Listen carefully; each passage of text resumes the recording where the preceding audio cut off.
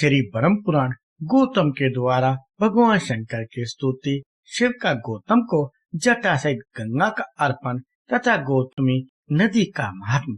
ब्रह्मा जी कहते हैं, महामते भगवान शंकर की जटा में जो दिव्य जल आकर स्थित हुआ, उसके दो भेद हुए, क्योंकि उसे पृथ्वी पर उतारने वाले दो व्यक्ति थे। उस जल के एक भाग को तो वरदान और समाधि में तत्पर रहने वाले गौतम नामक ब्राह्मण ने भगवान शिव की आराधना करके भूतल तक पहुंचाया, जो संपूर्ण लोक में विख्यात हुआ, तथा दूसरा भाग बलवान क्षत्रिय राजा भगीरथ ने इस पृथ्वी पर उतारा। इसके लिए उन्हें नियमों का पालन करते हुए तपस्या द्वारा भगवान शंकर की आराधना करनी पड़ी थी। इस प्रकार एक ही गंगा के दो स्वरूप हो गए। एक समय की बात है, महर्षि गौतम कैलाश पर्वत पर गए और मौन भाव से कुशा बिछाकर उस पर बैठे, फिर पवित्र होकर इस स्रोत का गान करने लगे। गौतम बोले, भोग की अभिलाषा रखने वाले जीवों को मनोवांछित भोग प्रदान करने के लिए पार्वती से भगवान शंकर उत्तम गुणों से युक्त 8 विराट स्वरूप धारण करते हैं। इस प्रकार विद्वान पुरुष प्रतिदिन भगवान महादेव जी की स्तुति किया करते हैं। महेश्वर का जो पृथ्वी में शरीर है, वह अपने विषयों द्वारा सुख पहुंचाने, समस्त चराचर जगत का भरण पोषण करने, उसकी संपत्ति बढ़ाने तथा सबका अभ्युदय करने के लिए है। शांतिमय शरीर वाले भगवान शिव ने जगत की सृष्टि, पालन और संहार करने के लिए पृथ्वी के आधारभूत जल का स्वरूप धारण किया है। उनका वह लोक प्रतिष्ठित रूप सब लोगों को सुख पहुंचाने तथा धर्म की सिद्धि करने का भी हेतु है। महेश्वर, आपने समय की व्यवस्था करने, अमृत का स्रोत बहाने, जीवों की सृष्टि, पालन और संहार करने तथा प्रजा को मोह, सुख एवं उन्नति का अवसर देने के लिए सूर्य, चंद्रमा तथा अग्नि का शरीर धारण किया है। ईश, आपने जो वायु का रूप ग्रहण किया है, उसमें भी एक रहस्य है। सब लोग प्रतिदिन बढ़े, चले फिरें, शक्ति का उपार्जन करें, अक्षरों का उच्चारण कर सकें, जीवन कायम रहे और अनेक प्रकार के आमोद प्रमोद की सृष्टि हो। इसलिए आपका वह रूप है। भगवान, इसमें तनिक भी संदेह नहीं है कि आपने अपने आप को आप ठीक ठीक जानते हैं। भेद अवकाश के बिना न कोई क्रिया हो सकती है, न धर्मी हो सकता है, न अपने या प्राय का बोध होगा, न दिशा, अंतरिक्ष, दूरलोक, पृथ्वी और भोग और मोक्ष का ही अंतर जान पड़ेगा। अतः महेश्वर, आपने यह आकाश रूप ग्रहण किया है। धर्म की व्यवस्था करने का निश्चय करके आपने ऋग्वेद, सामवेद, यजुर्वेद, उनकी शाखाओं और शास्त्रों का विभाग किया है तथा लोक में भी इसी उद्देश्य से गाथाओं, स्मृतियों और पुराणों का प्रसार किया है। ये सब शब्द स्वरूप ही हैं। शंभो, यजमान, यज्ञ, यज्ञों के साधन, ऋत्विक, यज्ञ का स्थान, फल, देश और काल, ये सब आप ही हैं।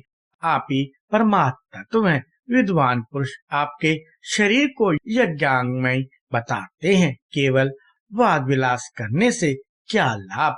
कर्ता, दाता, प्रतिनिधि, दान, सर्वज्ञ, साक्षी, परम पुरुष, सबका अंतरात्मा तथा परमात्मा स्वरूप सब कुछ आप ही हैं। भगवान, वेद, शास्त्र और गुरु भी आपके तत्व का भली भांति उपदेश नहीं कर सके हैं। निश्चय ही आप तक बुद्धि आदि की भी पहुंच नहीं है। आप आजन्मा, आपरे और शिव शब्द से वाच्य हैं। आप ही सत्य हैं। आपको नमस्कार है। किसी समय भगवान शिव ने अपनी प्रकृति को इस भाव से देखा कि यह मेरी संपत्ति है। उसी समय वे एक से अनेक हो गए, विश्व रूप में प्रकट हो गए। वास्तव में उनका प्रभाव आत्कर्य और अचिंत्य है। भगवान शिव की प्रिया शिवा देवी भी नित्य है। भाव भगवान शंकर में उनका भाव हार्दिक अनुराग पूर्ण रूप से बढ़ा हुआ है। वे इस भाव संसार की उत्पत्ति में स्वयं कारण है और सर्व कारण महेश्वर के आश्रित है। शिवा समस्त शुभ लक्षणों से संपन्न तथा विश्व विधाता शिव की विलक्षण शक्ति है। संसार की उत्पत्ति, स्थिति, अन्न की वृद्धि तथा लय, ये सनातन भाव जहाँ होते रहते हैं वह एकमात्र पार्वती देवी का ही स्वरूप है। वे भगवान शंकर की प्राण वल्लभा है।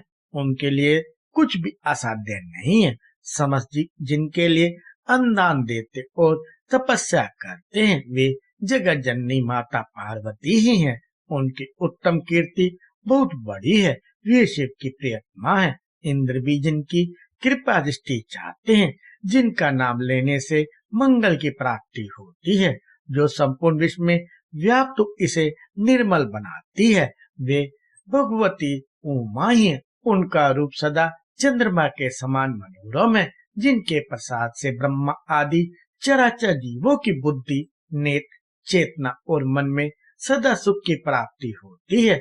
वे जगत गुरु शिव की सुंदर शक्ति शिवा वाणी की अधीश्वरी है। आज ब्रह्मा जी का भी मन मलिन हो रहा है, फिर अन्य जीवों की तो बात ही क्या है। यह सोचकर जगन माता उमा ने अनेक उपायों से संपूर्ण जगत को पवित्र करने के लिए गंगा का अवतार धारण किया है। श्रुतियों को देखकर तथा सब प्रमाणों से भगवान शंकर की प्रभुता पर विश्वास करके लोग जो धर्मों का अनुष्ठान करते हैं वो उनके फल स्वरूप जो उत्तम भोग भोगते हैं, यह भगवान शंकर सदाशिव की ही विभूति है।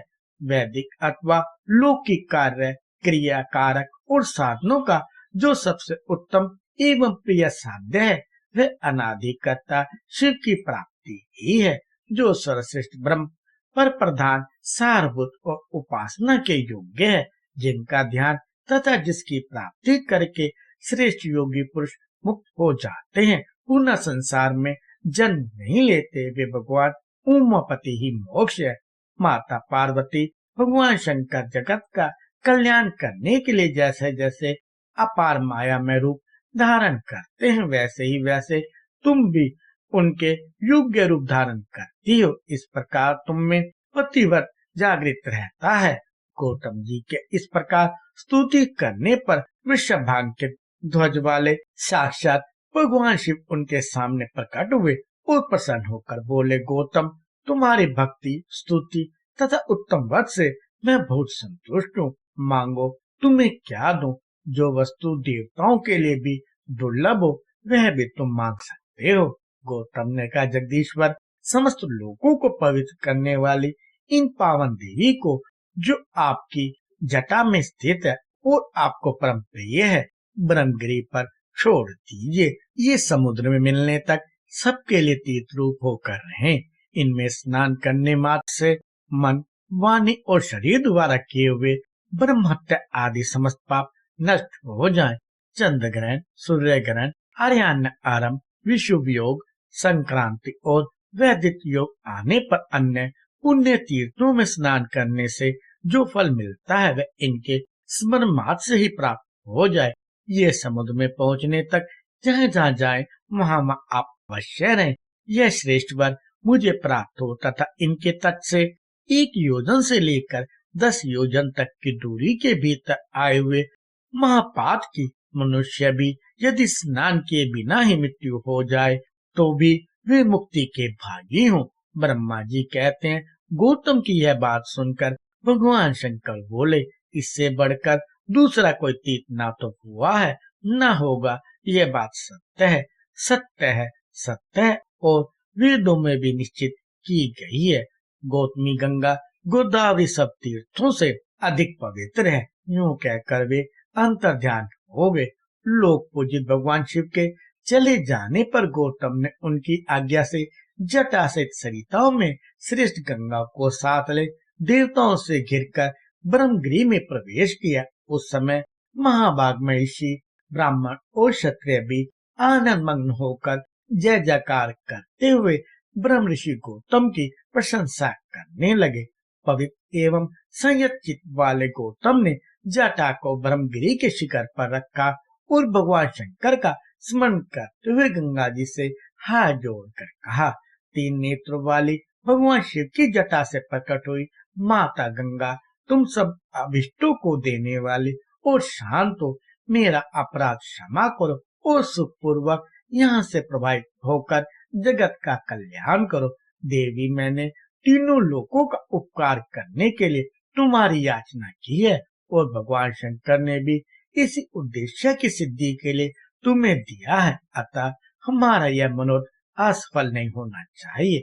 गौतम का यह वचन सुनकर भगवती गंगा ने उसे स्वीकार किया और अपने आप को 3 रूपों में विभक्त करके स्वर्गलोक, मर्त्यलोक एवं रसातल में फैल गई। स्वर्गलोक में उनके 4 रूप हुए, मर्त्यलोक में वे 7 धाराओं में बहने लगी तथा रसातल में भी उनकी 4 धाराएं हुई।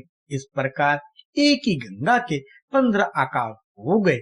गंगा देवी सर्वत्र हैं, सर्वभूत स्वरूपा हैं, सब पापों का नाश करने वाली तथा संपूर्ण अभिष्ट वस्तुओं को देने वाली हैं। वेद में सदा उन्हीं के यश का गान किया जाता है। जिनकी बुद्धि अज्ञान से मोहित है, वे मृत्युलोक के निवासी समझते हैं कि गंगा केवल मृत्युलोक में ही है, पाताल अथवा स्वर्ग में नहीं है। भगवती गंगा जहाँ तक पहुंचकर सागर में मिलती है, वहां तक के देवमयी मानी गई है।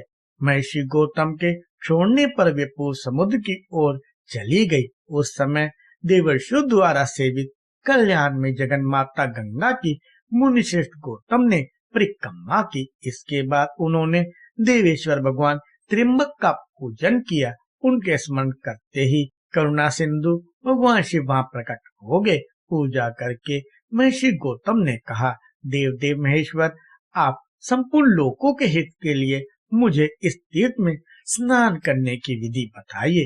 भगवान शिव बोले, महर्षि, गोदावरी में स्नान करने की संपूर्ण विधि सुनो। पहले गांधी मुक्त श्राद्ध करके शरीर की शुद्धि करें, फिर ब्राह्मणों को भोजन कराएं और उनसे स्नान करने की आज्ञा ले। तदंतर ब्रह्मचालन का पालन करते हुए गोदावरी नदी में स्नान करने के लिए जाए। उस समय पतित मनुष्यों के लिए वार्तालाप ना करे। जिसके हाथ, पैर और मन भली माती संयम में रहते हैं, वही तीर्थों का पूरा फल पाता है। भाव दोष दुर्भावना का परित्याग करके अपने धर्म में स्थिर रहें और थके मांदे पीड़ित मनुष्यों की सेवा करते हुए उन्हें यथा योग्य अन्न दे। जिसके पास कुछ नहीं, ऐसे साधुओं को वस्त्र और कंबल दें। भगवान विष्णु की तथा गंगा जी के प्रकट होने की दिव्य कथा सुने। इस विधि से यात्रा करने वाला मनुष्य तीर्थ के उत्तम फल का भागी होता है। गौतम गोदावरी नदी में 2-2 हाथ भूमि पर तीर्थ होंगे। उनमें मैं स्वयं सर्वत्र रहकर सबकी समस्त कामनाओं को पूर्ण करता रहूंगा। सरिताओं में श्रेष्ठ नर्मदा अमरकंटक पर्वत पर अधिक उत्तम मानी गई है। यमुना का विशेष महत्व उस स्थान पर है जहाँ वे गंगा से मिलती हैं। सरस्वती नदी प्रभास तीर्थ में श्रेष्ठ बताई गई है। कृष्णा, भीमरती और तुंगभद्रा इन तीनों नदियों का जहाँ समागम हुआ है, वह तीर्थ मनुष्यों को मुक्ति देने वाला है। इसी प्रकार पीयूषनी नदी भी जहाँ तप्ती ताप्ती से मिलती है, वह तीर्थ मोक्षदायक है। परंतु यह गौतमी गंगा मेरी आज्ञा से सर्वदा और सब मनुष्यों को स्नान करने पर मोक्ष प्रदान करेगी। कोई कोई तीर्थ किसी विशेष समय में देवताओं का शुभागमन होने पर अधिक पुण्य में माना जाता है, किंतु गोदावरी नदी सदा ही सबके लिए तीर्थ है। मुनिश्रेष्ठ 200 योजन के भीतर गोदावरी नदी में 3.5 करोड़ तीर्थ होंगे। ये गंगा निम्नलिखित नामों से प्रसिद्ध होंगी: महेश्वरी, गंगा, गौतमी, वैष्णवी, गोदावरी, नंदा, सुनंदा, कामदायिनी, ब्रह्मतेजस मानिता तथा सर्वपाप नाशिनी। गोदावरी मुझे सदा ही प्रिय है। ये स्मरण मात्र से पाप राशि का विनाश करने वाली है। 5 भूतों में जल श्रेष्ठ है। जल में भी जो तीर्थ का जल है, वह सर्वश्रेष्ठ माना गया है। तीर्थ जल में भी भागीरथी गंगा श्रेष्ठ है और उनमें भी गौतमी गंगा उत्कृष्ट मानी गई है, क्योंकि वे भगवान शंकर की जटा के साथ लाई गई थी। अतः इनसे बढ़कर कल्याणकारी तीर्थ दूसरा कोई नहीं है। मुने स्वर्ग, पृथ्वी और पाताल में भी गंगा सब मनोरथों को पूर्ण करने वाली है।